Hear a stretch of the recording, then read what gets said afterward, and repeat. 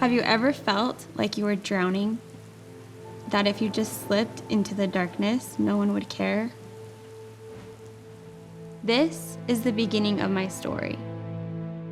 But thankfully, not the end.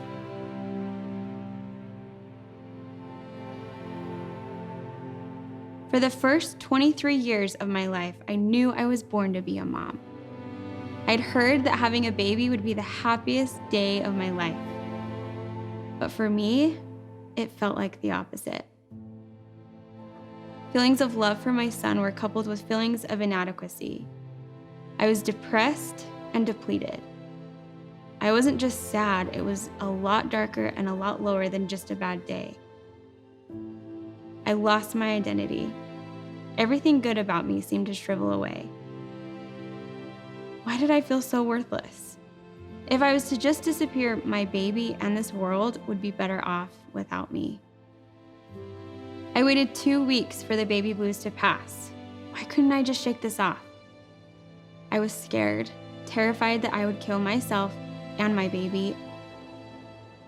I hid the knives in the kitchen in fear of what I was capable of destroying.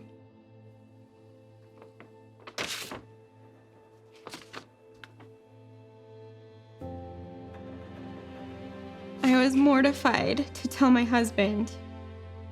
If he knew the kind of monster I had become, he would run. I was in the dark, drowning in my own thoughts. This is harder than I thought.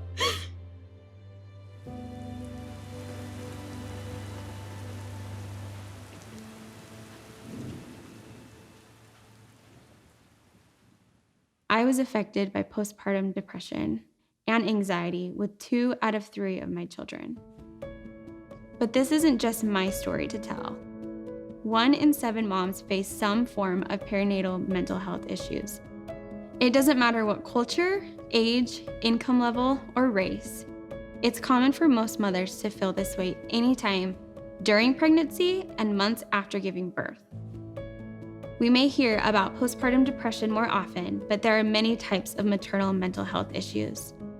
Anxiety, OCD, PTSD, bipolar disorder, postpartum psychosis, and more. When a mom's mental health is compromised, it affects the whole family. The good news? You are not alone, and you don't have to do it alone. It took me looking up from below to realize I can't do it on my own. I reached out for medical help, sought after natural and mindful remedies, yoga, nature, journaling, running, meditation. I knew I couldn't be the only one with thousands of questions on how to live more fully while taking care of my family. So I created a Facebook group. I called it the Mamahood. There was 39 close friends and family I could trust, and that was it. And then it grew. It grew into an army of women fighting through the same issues. Tens of thousands of mamas joined the fight, with more joining every single day. Thousands of women openly sharing their darkest struggles, allowing themselves to be vulnerable, and most importantly, sharing their triumphs. How do you get to that place? How do you get outside of your head? For me, the first step was the hardest. I had to acknowledge that my mind was suffering. It was the next step that saved my life. I found someone to tell. I found people that ran towards me and not away from me. This is why I started Anya. Anya means mama in Hungarian. It also stands for a new you again. It's a safe place for women to turn. While getting professional help is still vital, you need to know there is an army of people behind you, an army who fights together and lifts each other up. This is a place for us to link arms through the darkness and rise up to the light. No more isolation, only community and understanding. Although motherhood is not at all what I expected, I've realized that when a baby is born, so is a mom, and that can be beautiful. There is hope. You are strong. You are enough. No one should have to suffer alone.